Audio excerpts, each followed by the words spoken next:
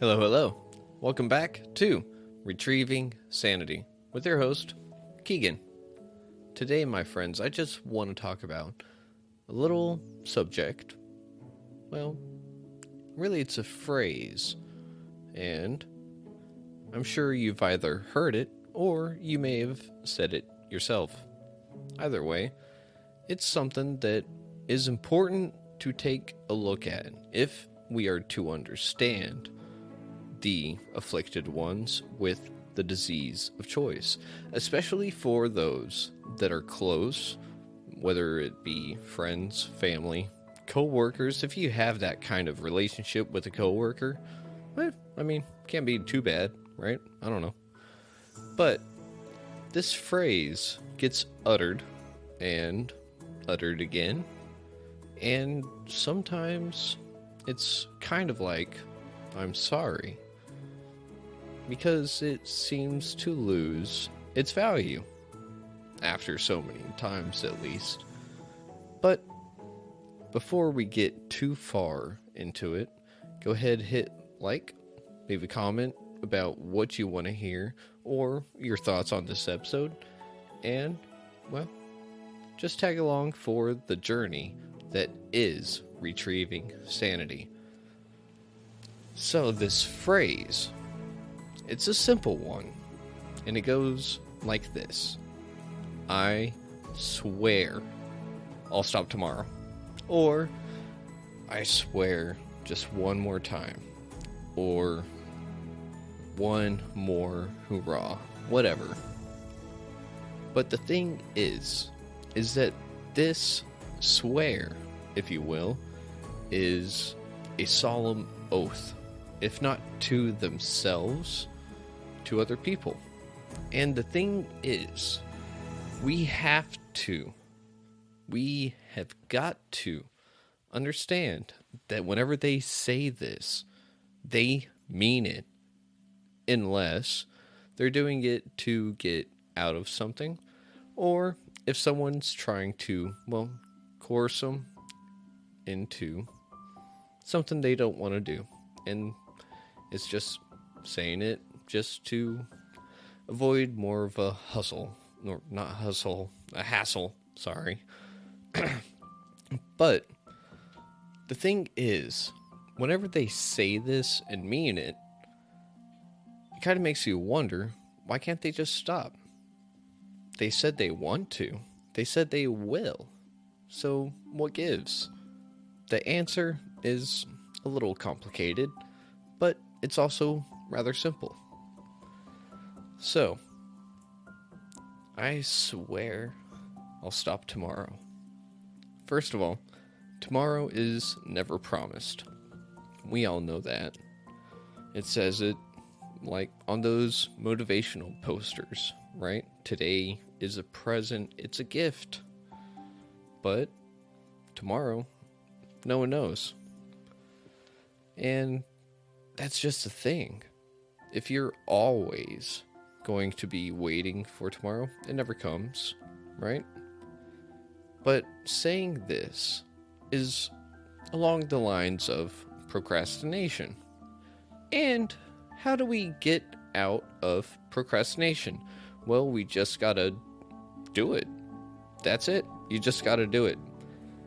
And one thing my father has told me before is that if you don't want to do something, just do it, but for 5 minutes. Just 5 minutes, and if 5 minutes goes by and you want to stop, stop. But the thing is, you gain a momentum whenever you do it, and you'll find yourself doing this thing, whichever task it is or whatnot, you'll find it easier to be doing because you've got that momentum. To wait for tomorrow to stop using, drinking, whatever, well, that just opens up a path to, pain, if you will. And this pain can be in the form of hangovers, broken relationships, losing a job, name it. Anything that can happen from point A to point B is now open. So whenever we see someone trying to get better, one of the things we have to keep in mind, whenever they say this, they mean it. And again, they absolutely want to stop.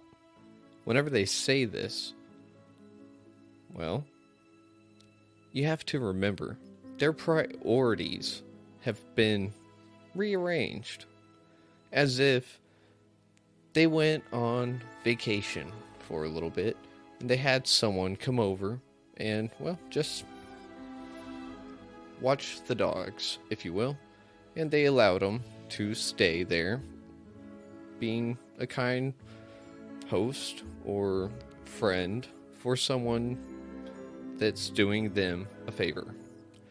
However, whenever they come back home, well, all the furniture that was there is gone. There's now a pool somehow, but it's in the middle of the living room. There's now 5 more dogs, 3 parrots, and an iguana that's about 4 feet long. Yeah, like, it's something like that.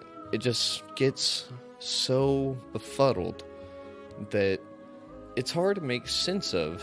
And what makes it so difficult is because the priorities have been rearranged. As humans, we're always looking for food, water, and shelter.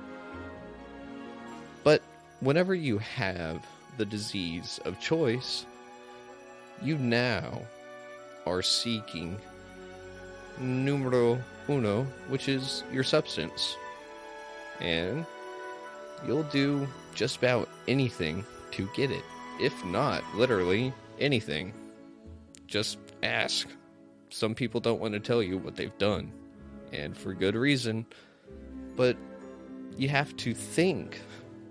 If something is so important, why would they want to stop? Well, because they know what problems this thing is causing, or at least they should, especially if they mean they want to stop, but they just don't know how. They can't, literally. Being a disease of choice, they lose the option of choosing to use or not.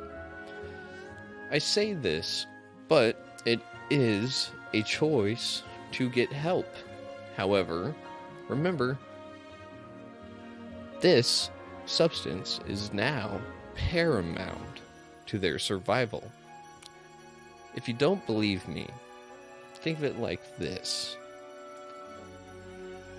Whenever you need something, and I mean need it, and you're a little aware of it, your body is yelling at you. Your brain is telling you you need this. Whenever you crave food, it's because there's something in that food that your body needs. Same thing goes for a substance, if you will. Somehow, the brain has been switched, and now it's its own hostage. Really. So, whenever these people want to stop, it's hard.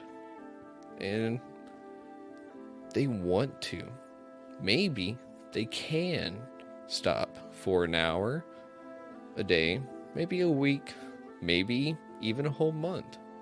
But the thing is, with it, there's a little tiny voice in the head that goes, "It's okay. You deserve one more. You deserve just a little bit this time, not as much." And the problem with that is that it makes sense. It makes all the sense in the world to indulge just one more time, and then one more, and then one more. But for those of you who do not have the disease of choice, think of it like this. You're up late at night, or in the day, and you work the night shift, You're waiting to go to bed, but you're watching your favorite TV show, or browsing Reddit, TikTok, whatever, and you realize how late it is, and you need to get to sleep. But, however, you just need one more good laugh, one more good video, one more article, and then you can go to sleep. You follow this cycle of just one more. Next thing you know, it's an hour before you wake up, or an hour before you need to be at work, and you have got no sleep. That day sucks, right? Well, imagine that, but every day, all day. It sucks. And so, these people, they know that they need to stop, but they can't. It's, again, a disease. With them, they want to stop so bad. And the reason why, think of it like this as well. You have a problem, and you figure out a solution. Let's say money, right? Well, actually, skip the example. Let's just leave it plain cut. Whenever you figure out a solution to a problem or a set of problems, you're going to jump back to that solution should that problem reemerge. Okay, so makes sense, right? Whenever this problem, though, for me, it was living. Like, being alive, breathing was my trigger. But the thing is, whenever you know a solution to a problem, you're going to go and get that solution. You're going to do it because that's now paramount to survival. So, whenever someone indulges in a substance, it fixes their world. Remember, truth is subjective. There are maybe some objective truths. However, I'm willing to say that truth is subject to the individual. Now, you may or may not disagree. That's aside from the point. The point is, to that person, that substance makes them feel like all their problems are solved right then and there. And it's great. It's blissful. Almost ignorant, if you will. But what happens whenever the solution starts causing the problem? Well, that's easy. You just need more of the solution. You just need a little bit more. Maybe just a little bit more. And then more and more and more. And that is where the vicious, terrible cycle comes from. We know what works. Or at least it used to. Now, it seems like whenever your world revolves around it, what else is there? For a society where, you can disagree with me, whatever. In a society that is almost nothing more than dreary drudgery, say that 10 times fast, why not figure out a solution to be in bliss? Make it worthwhile. Make it like it's a personal utopia. Fantasy land. It's great. But the thing is, with it being a fantasy land, we can't really be there all the time. If we could, we would, and whenever we try, that's where all these other problems come from. So what's the easiest thing to do? It's to run and hide and operate in fear. Operating in fear doesn't necessarily mean you're running and hiding. Whenever you're afraid, you're actually fighting. And whenever you have to fight yourself, ooh, some of y'all know that's a tough battle. It's excruciating. But whenever we look at it through the lens of this person is sick because this is obviously causing a problem, but they run back to it. Why? Well, because it fixed the problem the first dozen times, or however many, and it worked until it didn't. And that's where the paradox of the disease of choice comes into play. You have the choice of using or not, and some people have the terrible realization, like myself, that stopping my DOC, that could have killed me. So it's funny because I sat there and I was like, man, I don't want to live, but if I stop drinking, I'm going to die. So I kept drinking so that I didn't die. So anyways, that's beside the point. The thing is, anytime someone says they want to stop, they probably really do, and they need help.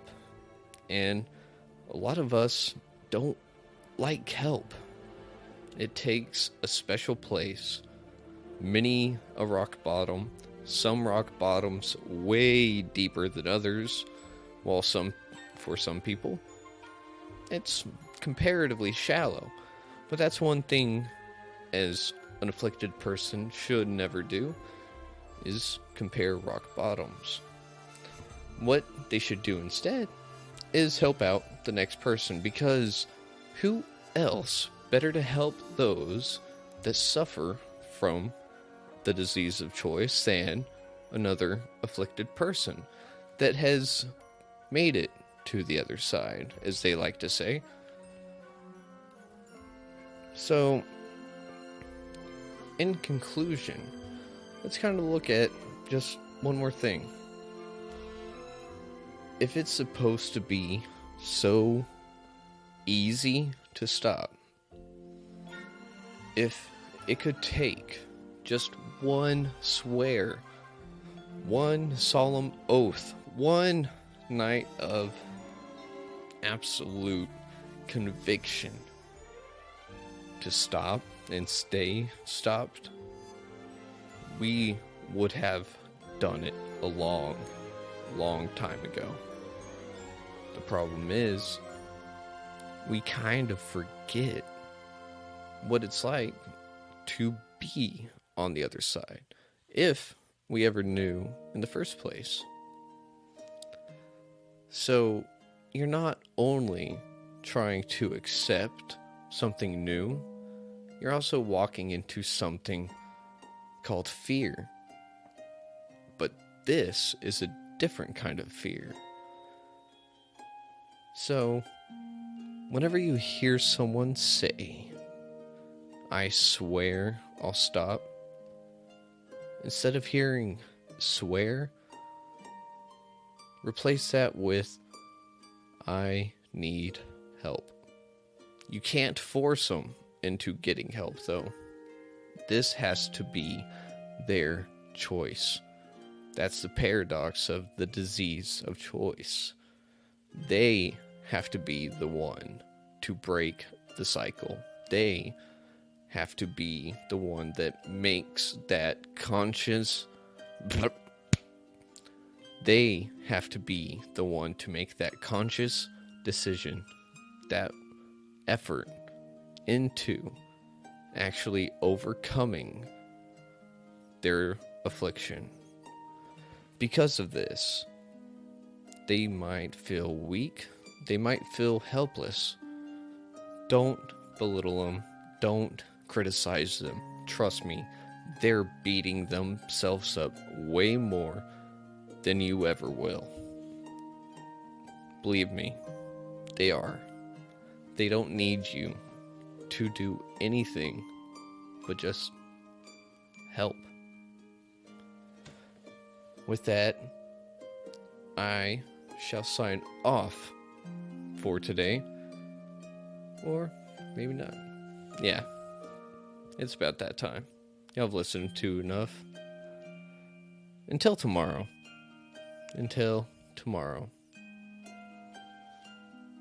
Just remember, they want to stop.